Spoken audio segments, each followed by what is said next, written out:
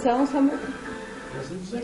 São nossos entrevistados de hoje no estúdio os vereadores de Bauru, Renato Purini, do PMDB, e Roberval Sakai, do PP.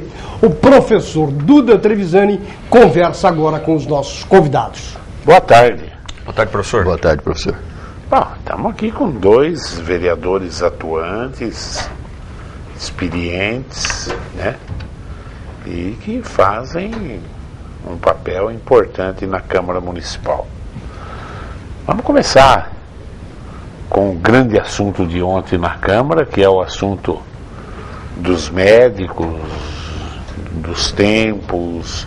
Eu quero que cada um coloque a sua opinião e aonde vai parar isso, até porque a preocupação da população já está difícil arrumar médico. Se apertar o cerco, a rosca espana. Então, gostaria de ouvir a opinião dos dois. Sim. Professor, é um prazer poder estar aqui novamente na TV Prevê e quero aqui parabenizar pelo trabalho que a TV Prevê faz para a nossa cidade e um prazer também estar aqui ao lado do nosso amigo, companheiro de Câmara, vereador Renato Purini. Bem, professor, nós tivemos ontem, foi um assunto que agitou a tribuna da Câmara ontem, a Câmara Municipal, sobre a situação dos médicos, né, na nossa cidade. E o meu posicionamento, até que eu usei a tribuna, foi de que realmente a população ela passa por um processo aí, não só a nossa cidade, como também o país todo, a respeito do problema de saúde na nossa cidade. E o que a gente não pode é deixar de dar atenção à população, né? Nós temos hoje os médicos que fazem aí o seu plantão, tanto no pronto-socorro, que cumpre o seu horário, né, bate o cartão no pronto-socorro, e a demanda era sobre o ponto que os próprios médicos iriam acontecer isso nas unidades dos postos de saúde.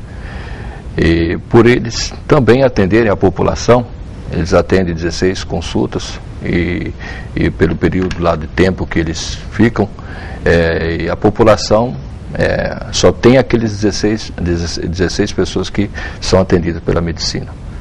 Agora, a preocupação nossa é de que haja o mesmo um pronto-socorro, bate o cartão. Eu acho que no posto de saúde também deve existir a mesma coisa. Agora, o que eu frisei ontem na tribuna, sobre o questionamento sobre a licença prêmio, por exemplo, o posto da Nova Esperança tinha lá a licença, alguns médicos de licença, e por estar de licença prêmio não tinha o clínico, não tinha um médico para atender a população. Então eu questionei e disse o seguinte, de que nós precisamos ter um planejamento nessas questões. Eu acho que quando o médico precisa licenciar de férias, alguma coisa, tem que ter alguém para que possa cumprir ali, estar ali atendendo a população. Porque a população não escolhe dia, hora para ficar doente. Então nós precisamos ter o médico ali para atender a população. Purini. Bem, Duda, eu também me posicionei ontem na tribuna da Câmara e é muito complicado, é o que você disse, né? O prefeito, nessa situação, o prefeito e o secretário de saúde ficam entre a cruz e a espada, né? Nós tivemos o mesmo problema quando, na urgência e emergência, nos pronto-socorros, foram colocados os pontos. Na verdade, houve um início desse problema também, que já foi ultrapassado, porque o tempo acaba, a cultura acaba se amoldando. Esse problema surgiu agora justamente porque nas unidades básicas serão colocados os pontos também. Então, havia ruídos de que os médicos não cumpriam a sua jornada de trabalho. No momento em que a prefeitura disse, vou colocar e está colocando os pontos, isso começou a aparecer, né? De forma mais clara, apareceu o não cumprimento. Veja, apesar de médicos, são servidores públicos. E servidor público, são 8 mil na prefeitura, todos cumprem, os médicos também devem cumprir. Mas tem que haver um equilíbrio e um bom senso de entender de que se há a necessidade por parte dos médicos de fazer algo para mudar essa situação, porque quando eles prestaram o concurso dizia são 4 horas diárias o turno dos médicos. Se há vontade de alguma mudança, essa mudança tem que ser através do diálogo, mas enquanto não há mudança, eles têm que cumprir o horário deles. É inadmissível e o prefeito não vai admitir isso, já disse que está aberto ao diálogo, mas não vai admitir de que não haja o cumprimento do que está O período do médico é 4 horas. São 4 horas. 4 horas. E tem gente que não cumpre mesmo? Eles colocam uma meta de 16 pacientes. Se eles atendem os 16 pacientes, por exemplo, em 2 horas, eles vão embora. Veja, eles foram contratados não para atender por meta, e sim por um período de 4 horas. Se há possibilidade ou não de mudança nisso, cabe o diálogo com a prefeitura, dos médicos com a prefeitura, e avançar numa mudança que não traga prejuízo à população. Mas enquanto não houver nenhum tipo de mudança, tem que se cumprir. Veja, os assuntos de saúde são recorrentes, né, professor? Os assuntos de saúde não só em Bauru, mas no país todo, nós temos aí os mais médicos agora, enfim. Quando o prefeito assumiu, no primeiro mandato dele ainda a prefeitura, havia um problema crônico que eram as filas nos pronto-socorros. Sim. Hoje a prefeitura entregou 4 UPAs e hoje você não ouve mais dizer que há filas em pronto-socorros, porque o serviço foi descentralizado. Além disso, ampliaram-se os planos de saúde da família. O próprio prefeito, quando assumiu, o salário do médico era R$ 1.800, hoje é R$ 3.800 fora os plantões, ou seja, melhorou um pouco o salário dos médicos, conseguiu contratar mais médicos, então consegue atender um pouco melhor a população. Agora, quando isso ocorre, o não cumprimento da jornada, você vê gente chegando 3, 4 horas da manhã no posto de saúde para pegar uma senha para poder ser atendido no dia. Quer dizer, é um absurdo. Então, na verdade, quem é que paga no final das contas? É sempre a população. Então, o prefeito já deixou claro que vai exigir esse cumprimento dessa carga horária, e qualquer mudança que ocorra, seja ela em carga horária, seja ela nos rendimentos dos médicos, podem ser conversadas, dialogadas e acordadas. Mas enquanto isso não houver, eles devem sim cumprir a sua regra, a lei, o que todo servidor, porque o médico é médico, mas no poder público, antes de ser médico, ele é servidor público. Olha, interessante aqui a pergunta do Henrique, e eu vou emendar, né? O Henrique fala assim: vereadores, vocês estão fritando o secretário da Saúde em gordura fria. A minha colocação é: qual a opinião do secretário da Saúde sobre este problema? Veja, Duda, eu defendi o secretário ontem e citei até algumas ações que foram feitas durante o governo do Rodrigo que melhoraram o atendimento. É natural e é óbvio que nós não estamos ainda no ideal, estamos longe do ideal. E não é só Bauru, a questão de saúde é uma questão nacional. Mas houve uma série de mudanças e de ações do secretário de saúde que melhoraram a situação de saúde. E ele vem trabalhando. O Fernando é muito preparado. O Fernando conhece muito das questões de saúde. Além de um bom médico, ele é um bom gestor, né? Para quem não sabe, o Fernando, o salário dele não é pago pela prefeitura. Ele optou por receber do Estado, enfim, onde lá ele presta o serviço dele e faz. Eu entendo, na minha opinião, que ele presta um trabalho, um bom trabalho para a prefeitura. Agora, é claro, problemas tem que ser enfrentados. E ele vai enfrentar isso como diz que já enfrenta. E eu defendi isso ontem na prefeitura. Na verdade é que saúde, seja quem inteiro, for, né? Seja quem for, né, Sakai? Os problemas estão aí para ser enfrentados, não é fácil. Agora, eu entendo que o Fernando é um bom nome para estar à frente da pasta, já fez uma série de melhores. Agora, demanda de saúde tem todo dia. E as soluções são complicadas, né? E o Fernando herdou, assim que logo que ele entrou, crise no hospital de base, né? Problemas reais, né? Então a colocação é essa: você, que ele sendo do teu partido, está fritando o secretário de saúde? Não, ele não é do meu partido, não, ele é do PR, né? Ah, do PR. Mas o secretário, o Monte, é amigo nosso. Você é do partido do Paulo Maluf. Paulo Maluf. Eu não vejo dessa forma, gente, muito pelo contrário. A gente quer ajudar a administração a resolver os problemas da saúde, né? Agora, quanto ao tópico que você citou, realmente é verdade. A população, por exemplo, naquela região ali da Nova Esperança, aquele posto de saúde, chega 3, 4 horas da manhã para ser atendido. Então, o que eu frisei é o seguinte: se tem 4 horas para ser atendido, se vai atender os 16, atenda os 16, mas pelo menos atenda de que forma? Olhando para o paciente, né? Porque tem alguns médicos, não é generalizando todos, não, muito pelo contrário, tem alguns médicos que a gente tira o chapéu para eles, mas tem uns que nem olham para o paciente. Então eu acho que isso tem que atender bem, com carinho as pessoas, porque afinal de contas a população quer receber uma atenção digna, né? Eu acho que isso é importante. Isso. E o Fernando agora, o prefeito, eles têm que ter muito mais um papel conciliador, enfim, de diálogo, porque, Duda, se houver um rompimento entre médicos e prefeitura, quem vai pagar são as pessoas. Então, na verdade, a gente tem que ter bom senso e equilíbrio danado agora para manter um bom diálogo, que seja rápido, mas que seja dentro de um diálogo, porque simplesmente se os médicos dizem, olha, nós não vamos mais atender na rede pública, o que vai acontecer? vai ficar pior do que já está. Então, na verdade, a gente tem que ter um cuidado danado. O Fernando e o prefeito têm uma missão difícil pela frente para poder acalmar e amainar e manter o serviço bem feito para as pessoas, né? Porque você pegar 4 horas, 16 pacientes, divide por 4, dá um atendimento de quantos minutos por pessoa? 15 minutos. É isso? Pô, é um atendimento bom. Claro. A Luísa dos Altos da cidade. Estive na Indurbe às 9 horas da manhã. Chegando lá no estacionamento, um senhor falou que eu não poderia entrar, pois estava lotado. Achei estranho. E ele me disse que a maioria dos carros eram de funcionários.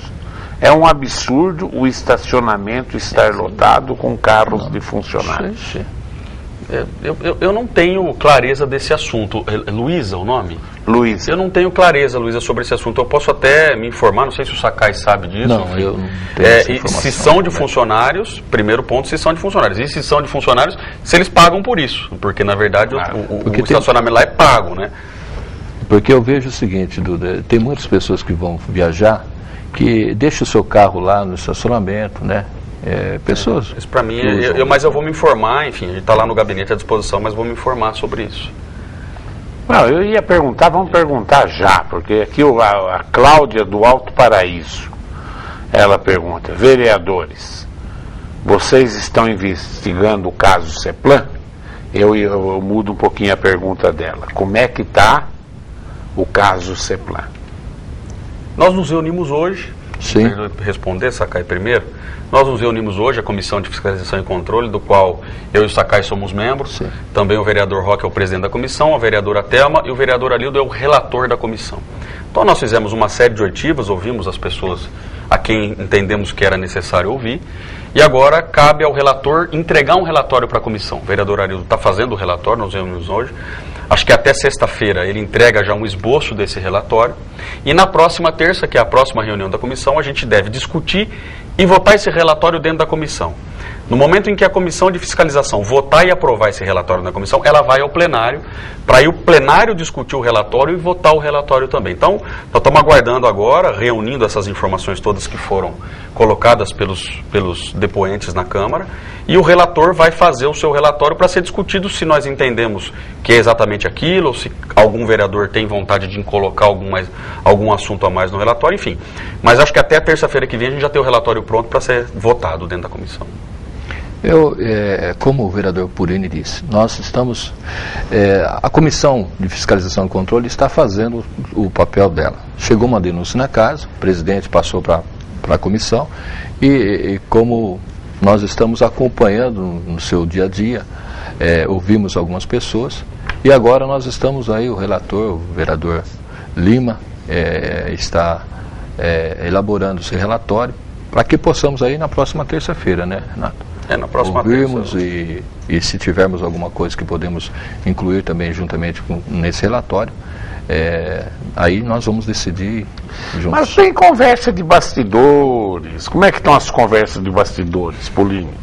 Por preocupação ou realmente achando que... Duda, eu acho assim, uma coisa que ficou, pelo menos para mim ficou clara, independente do resultado desse relatório, é que é necessária uma reformulação total da Secretaria de Planejamento, quer dizer, quem aprova não pode fiscalizar, né? Há uma confusão de funções dentro da Ceplan. Outra coisa, os procedimentos precisam ser colocados dentro de um projeto de lei. Os procedimentos lá eles são muito vagos, não há um procedimento padrão, cada processo segue um procedimento, enfim. E aí entra a discussão do Instituto de Planejamento, para que possa pensar a cidade sem misturar, de repente, interesses corporativos com interesses de quem fiscaliza, de quem aprova, enfim. Eu acho que isso está muito claro para todos nós. O que vai ser o relatório, o final do relatório, é o que nós vamos avaliar, porque na verdade o relatório vai ser feito pelo vereador Lima Júnior, e aí ele pode ser emendado, enfim, por cada vereador, por cada um de nós. Aquilo que nós entendemos necessário colocar dentro do relatório, mas acho que o que fica de lição, o que vai ser importante, porque nós temos que olhar para frente, é que a Câmara vai poder fazer uma série de sugestões para que isso não ocorra mais, quer dizer, essas divergências de interpretação dentro dos processos internos não ocorra mais. Não há um padrão de aprovação de empreendimento. Precisa haver um padrão para que não ocorra essas dúvidas que foram levadas à Câmara. Então, eu também acho que, mediante no que nós ouvimos, professor, eu acho que tem alguma coisa que a gente precisa se acertar. Por exemplo, realmente o problema na CEPLAN pelo que nós ouvimos, é importante o nosso prefeito resolver essa situação. Nós não podemos deixar que permaneça dessa forma. Eu acho que a gente precisa ter alguns critérios, né? Tanto na aprovação, né? O funcionário, que semana passada que foi ouvido na própria comissão, ele foi bem transparente, né? Então a gente vai agir conforme, eu acho que temos que agir conforme o que ele disse, porque ele conhece, ele está lá no dia a dia. Como diz o Arnaldo, a regra não é clara nesse caso, né, do Arnaldo na televisão. Fala, a regra é clara. Nesse caso, a regra não é clara. E quando a regra não é clara, ela cria possibilidades de interpretação. E não pode haver num setor como a CEPLAN. Então, não queria discutir ela de forma ampla. Respeitando aqui, viu, Duda, respeitando todos os funcionários da CEPLAN, porque nós temos funcionários competentes, funcionários que exercem o trabalho aí com todo o dever, né? Mas é importante que o povo espera é o seguinte: se tem coisa errada, tem que corrigir. Mas também, se tem coisa errada por dolo, tem que pagar pelo que fez também. E depois corrigir, claro, né? Então são duas situações distintas. Sim. Coisa errada porque o sistema está errado, e coisa errada onde tem um espertinho aproveitando, né, Purininho? A gente não pode generalizar. Claro, justamente agora é criar procedimento para o futuro para que os problemas não voltem a ocorrer. Eu acho que o grande desafio que nós temos agora é estancar isso, né? Sim. Estancar eu estou esperando ansiosamente esse relatório também, quero ver. Porque, na verdade, assim, dentro da lei, tem procedimentos que nós julgamos até que não são corretos, mas que a lei permite. Por quê? Porque ela é dúbia. Claro. Né? Então, na verdade, a gente tem que estancar isso e colocar uma regra bastante clara para não ocorrer mais, né? Vixe. Bom, é que eu falo, os nomes que aparecem como candidato, como é época de eleição, sempre vão aparecer perguntas ou com um tom de ou para prejudicar o candidato, ou para ajudar o candidato, ou com maldade, ou com menos maldade. Apareceu uma aqui, buchinha para você, Purini lá. A cidade inteira sabe que o Purininho colocou o nome dele para ser candidato a deputado estadual pelo PMDB, né? Então é lógico que agora vem as buchas lá, olha a bucha lá. O Luiz Carlos dos Altos da cidade. Renato Purini. Na Rádio Barnabé, a rádio informal entre os funcionários da prefeitura, existe uma enorme rejeição ao seu nome. Se disputar as próximas eleições para prefeito, ele fala. Você tem explicação para essa rejeição? Como é o nome dele? Luiz Carlos. Luiz Carlos, primeiro que eu nunca ouvi isso, né? Primeiro que eu não conheço o Rádio Barnabé, eu não conheço se os servidores são tratados por ele como Barnabés. Eu trato o servidor da prefeitura com respeito, viu, professor? Veja, eu sou pré-candidato a deputado estadual, eu não sou candidato a prefeito, enfim. Então há uma confusão dentro disso. Eu coloquei o meu nome como pré-candidato. Prefeito, daqui 3 anos nós temos que construir um nome e, sinceramente, não é o meu projeto de vida ser candidato a prefeito. Agora, se ele está dizendo isso, não é o que eu ouço. E Rádio Barnabé é meio complicado. O Vicente do Jardim América, ele fala assim: os 2 vereadores ontem na Câmara falaram o que falaram exatamente ontem. Não há novidades. O prefeito e o secretário estão sabendo desses detalhes dos médicos desde o início do mandato do Agostinho. Por que não resolveram até agora este fato? Duda, não defendo os 2 e o Fernando Monte. Veja, não vou defender vocês. Eu não tenho essa informação de que ele sabe desde o início do mandato. Eu, sinceramente, isso para mim, eu desconheço esse fato. O que o prefeito disse é o seguinte: Renato, nós tínhamos um problema na urgência e emergência, quando colocamos os pontos, resolvemos. No momento agora em que nós fomos colocar o ponto nas unidades básicas de saúde, surgiu o problema. Quer dizer, surgiu esse ruído de que os médicos não cumprem. Vão ser obrigados a cumprir através do ponto. Veja, o que eu sei é isso, E eu tenho dito que nós temos que ter equilíbrio e bom senso para resolver sem causar transtorno às pessoas.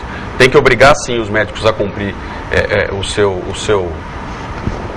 período de trabalho. Sim. E qualquer outra mudança nisso tem que ser dialogada paralelamente a isso. Ponto. Nada mais do que isso. Bem, Duda, eu posso dizer que desde o meu primeiro início, do meu primeiro mandato, nós temos tido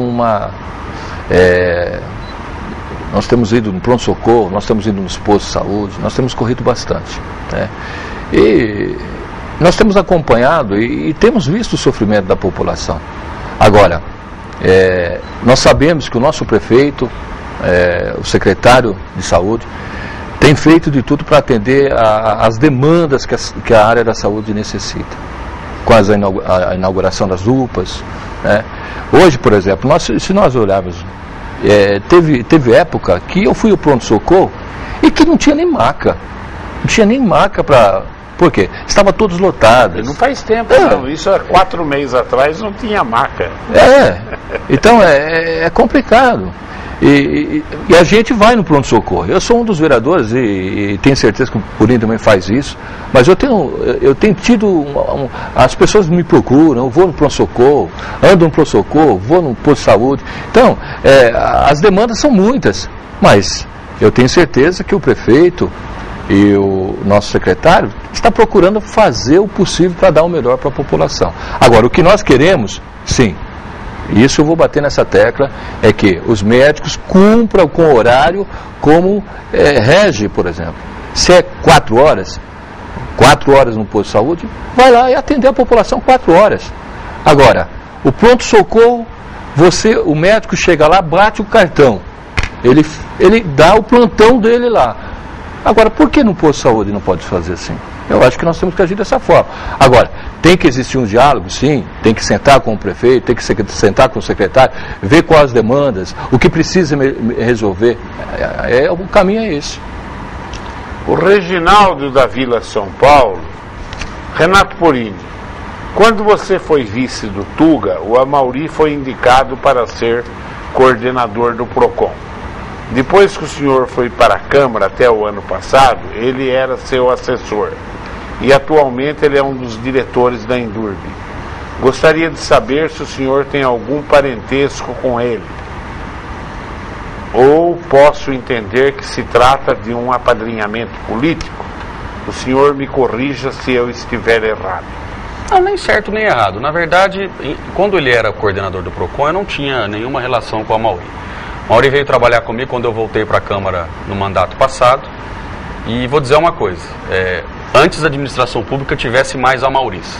Quem conhece o Amauri sabe o que eu estou dizendo. O presidente da Endurbe esteve aqui há uns dias atrás e fizeram uma pergunta relacionada ao Amauri e ele rasgou elogios ao Amauri. O Amauri faz um belo trabalho na Endurbe como diretor administrativo.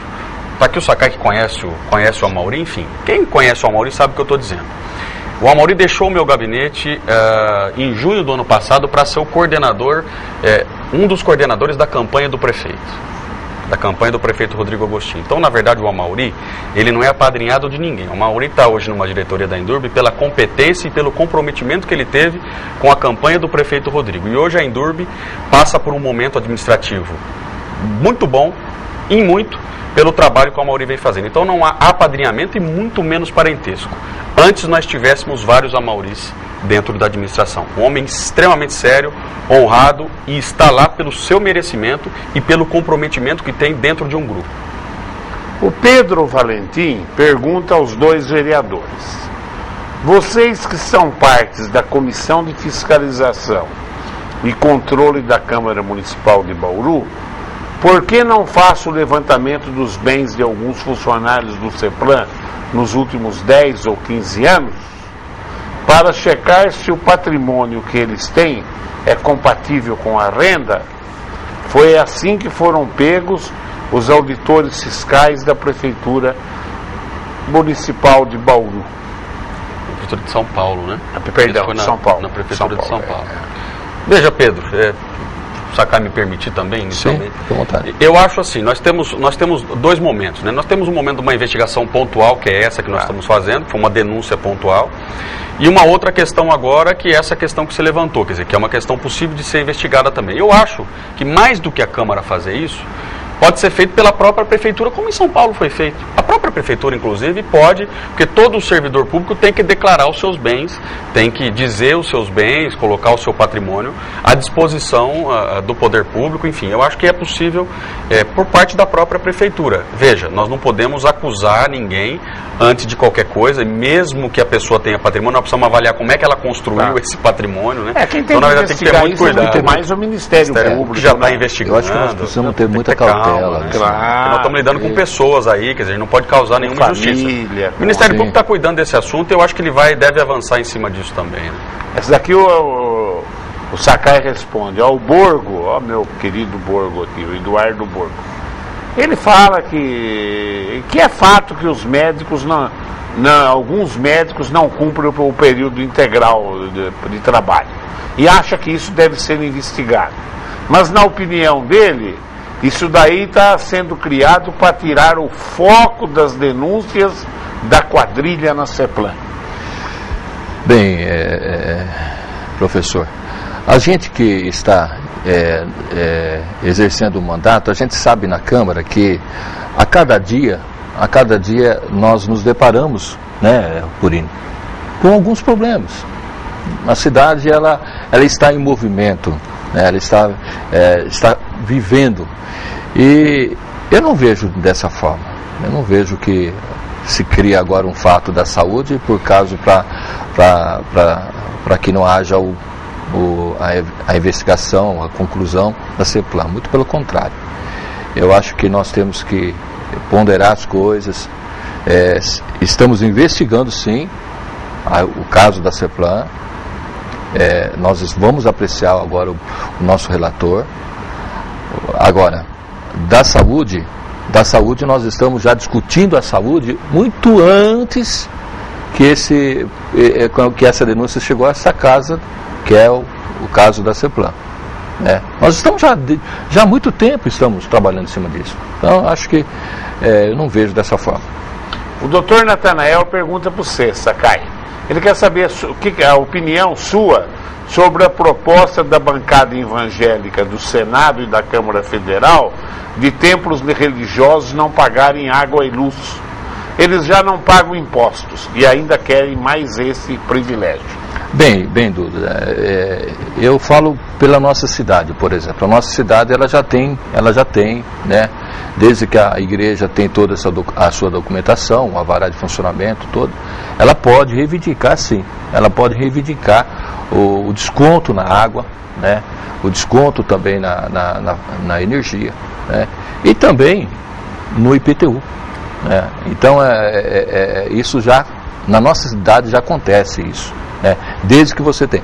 Se isso acontecer, abrir para todo o Estado, né, ao país, será útil, porque afinal de contas as igrejas evangélicas hoje, elas estão lá para atender a população, né? Cuidar da parte espiritual, social também da população. Com todo o respeito, viu, Sakai, a você que é uma pessoa seríssima, e as igrejas evangélicas prestam um trabalho muito importante na sociedade, sim, principalmente em cima de drogas, algumas, né? Tem algumas que não sumavam, mas a maioria delas prestam trabalho. Sou totalmente contra isso aí. Eu nem sabia que tinha algum privilégio. Eu já acho que elas já têm isenção de impostos. Isso daí é até uma ofensa ao consumo de água e energia. Quem não precisa pagar a conta não apaga a luz, né? Eu na minha escola, às vezes eu saio apagando luz porque funcionário passa e não apaga. Eu acho um absurdo isso aí, com todo respeito ao trabalho maravilhoso que as igrejas... Acho que até que elas fazem um trabalho melhor na sociedade brasileira, principalmente em cima de hospitais, drogas e etc. Mas tem que pagar a luz. Senão as maçonarias também vão pedir para não pagar, o Rotary. Quem tem que arcar? com o dízimo, são os filiados, os devotos de uma determinada organização. Vai chegar uma hora que o Brasil vai ficar igualzinho à Europa Ocidental. Lá a aposentadoria já chegou nos 69 anos de idade em alguns países. Sim. Era 60 em tudo. O Estado não pode bancar essas coisas. Para com essa coisa que nós não vamos segurar mais. E empresário não aguenta mais pagar imposto, né? Para com isso. Gastou luz, é consumo. Olha, daqui não gasta papel na igreja, não reza, não imprime oração para entregar, e quem vai pagar? Os fiéis que vão pagar. Eu acho, com todo o respeito à sua colocação, sim, que é uma pessoa extremamente séria, eu sou contra isso daí, acho um absurdo, e eu não sabia que Bauru já tem esse privilégio. Não, Bauru hoje, se você, no caso, a igreja, ela tiver toda a documentação, né, e requerer isso ao poder público. Documentação no Brasil é a coisa mais fácil de arrumar. Mas olha, posso dizer para você, eu vou ser sincero, há regras para isso, Duda. Não são todas as igrejas que têm isso. Há regras. Agora posso falar uma coisa para você? Se você analisar das igrejas que nós temos em Bauru, quem usufrui disso? Não sei, você... É difícil eu falar que tem muitas igrejas em Bauru que faz isso. Não faz. Muito pelo contrário. Porque, afinal de contas, nós somos conscientes de que a luz, a água, nós estamos conscientes de que se gastamos, nós temos que pagar. Nós temos igreja evangélica no Brasil aí, que tem 3 milhões de fiéis. Serão 3 milhões de pessoas frequentando um templo, que nós poderíamos falar um templo, um clube, né? Consumindo água, consumindo energia, e o contribuinte brasileiro que está pagando. Sou totalmente contra. Sinceramente, essa é... Mas olha, Duda, eu participo de uma igreja... 3 milhões, eu participo de uma igreja, eu participo de uma igreja que é a minha igreja, por exemplo, ela paga água e luz. Eu sei. Entende? Agora, aí acaba a cabeça. Se virar lei... Se virar lei... Vamos cumprir a lei.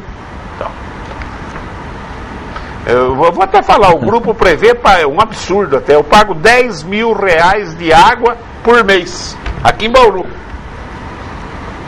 Tá certo? Eu já vou entrar na lista aí, vou transformar Igreja do Prevê Objetivo. Vai colocar uma vírgula, instituição escolar, né? Se é vírgula, ensino alunos, para com isso. Olha, Brasil, para com isso. Começa já a pensar, é muito triste isso, aposentadoria é 60, passa para 61, claro, quem está que vai ter que voltar lá atrás, ou 65, e para fazer isso aqui no Brasil não pode modificar nada, lá na Europa modificaram, né? Quer dizer, aqui tem que ser retroativo, que é lei, já está no direito, a coisa é muito séria, e o país não vai aguentar. A balança comercial brasileira é favorável de que maneira? Exportando minério de ferro, soja, né? Exportando bens primários. A Jair do Jardim Godoy. Você quer falar mais alguma coisa? Não, perdão. Não. É que eu acho que esse Estado paternalista, o mundo faliu, quebrou. Estados Unidos está quebrado, a Europa está quebrada, e o Brasil é o próximo quebrado na ordem da fila. Para com isso. Eu não vou nem falar em partido político aí, para não... Senão eu posso ter...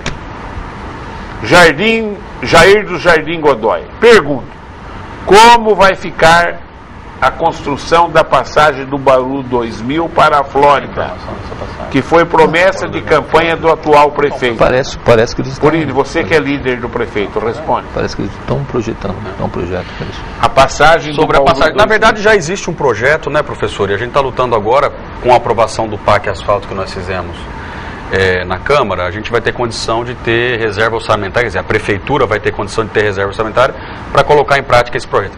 É um compromisso do prefeito e ele já disse publicamente que vai realizar. É difícil a gente pedir um pouco de paciência, mas agora, com esse pacto que nós aprovamos, vai haver uma folga um pouco maior dentro da Secretaria de Obras para que ele possa realizar algumas obras prioritárias, e essa, com certeza absoluta, até pela densidade de pessoas que tem nessa região, é uma obra prioritária. Eu tenho absoluta certeza de que o prefeito vai realizar essa obra. A Maria do Beija-Flor, ela fala, não precisa ir muito longe para a falta de macas. No posto da Vila da Independência, não tem nem soro para fazer inalação. Está registrada a crítica da Maria. O Gino Paulucci. Vereadores, por que os senhores acreditam que não existe padrão dentro da CEPLAN para a aprovação de grandes empreendimentos, sendo que existe uma lei federal, a Lei 6.766/79, Lei de Parcelamento de Solos, que existe desde 79? Então o Polini responde isso aqui porque foi você quem falou. Sim. Ele está dizendo, já tem uma lei que regulamenta isso. Mas localmente nós temos o plano diretor, nós temos outras leis locais que regulamentam alguns procedimentos diferentes da lei de 79. A lei de 79 é uma lei mais geral, sim, mas pontualmente há dispositivos legais dentro do plano diretor e em alguns outros dispositivos que fazem com que haja uma dupla interpretação, que é o que vem ocorrendo na CEPLAN, que é o que nós vamos resolver. Veja, uma lei de 79... não pode ser levado em consideração no mundo de 2014. Nós temos que fazer algumas adequações, porque com a explosão imobiliária que nós tivemos na cidade, houve uma série de mudanças de procedimento que não eram possíveis, mas dentro dessa dubiedade de interpretação foram feitas, mas nós vivemos numa realidade diferente. Claro. Quer dizer, o mundo hoje não é o mesmo de 30 anos atrás, né, Duda? Mudou muito, né? Muito.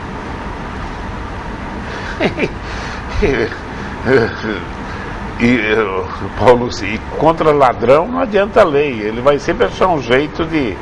É duro, tem que apertar, as regras têm que serem rígidas mesmo, criar regras, porque se tem um ladrão, eu vou te contar, a tua empresa vai pro tacho, a minha vai, todo mundo vai, né? O Paulo do Centro pergunta para você, Sakai, ele quer saber como está o andamento do projeto da lei do silêncio, que está em suas mãos. Não, não está nas minhas mãos, muito pelo contrário. O vereador Faria apresentou um projeto, e esse projeto foi para discussão na pauta. Nós pedimos o sobrestamento, porque o nosso desejo não é só o desejo do vereador Sakai, como também o desejo de vários vereadores, de que possamos aí melhorar essa lei. É o que a gente... por falar nisso, por coincidência, ontem um pessoal mandaram na minha sala um ofício assinado por umas 20 pessoas. Diz que lá perto do Clube da Vovó, sim, o Clube da Vovó Bela Vista. Bela Vista. Na Bela Vista. Vila Lemos ali, claro. Diz que tem uma lanchonete lá. Me falaram o nome, eu esqueci o nome da lanchonete, diz que eu não trouxe o abaixo assinado que está na minha sala. Diz que essa lanchonete fica até de madrugada.